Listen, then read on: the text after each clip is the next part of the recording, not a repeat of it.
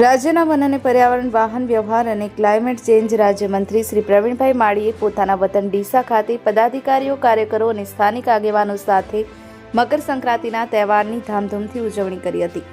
મકર સંક્રાંતિ એટલે સૂર્યનો ધનુ રાશિમાંથી મકર રાશિની અંદર પ્રવેશ થતો હોય અને એમાં ખૂબ ઉત્સાહ ઉમંગ સાથે નાના બાળકથી લઈને વડીલો ધાબા પર પતંગ ચગાવતા હોય. સૌને મકર સંક્રાંતિ શુભકામનાઓ પાઠવું છું અને સાથે સાથે સૌને અપીલ પણ કરું છું કે કોઈ જીવદયામાં કોઈ પક્ષી છે એ ઘાયલ ના થાય, કોઈ પંખી ઘાયલ ના થાય એની તકેદારી રાખીએ અને જો ઘાયલ થાય તો રાજ્ય સરકાર દ્વારા અને એનજીઓ દ્વારા જે કેમ્પ કરેલા છે કરુણા અભિયાનના, એની અંદર જઈને એને પહોંચાડવાનું કામ કરીએ, સંવેદનશીલ બનીએ એવી વિનંતી પણ કરું છું.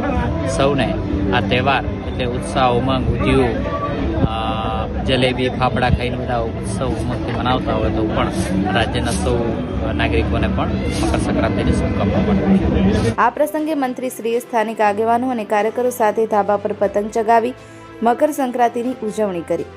ઉત્સાહભર્યા વાતાવરણ વચ્ચે મંત્રીશ્રી કાર્યકરો સાથે મળી જલેબી ફાફડાનો આનંદ માણ્યો હતો.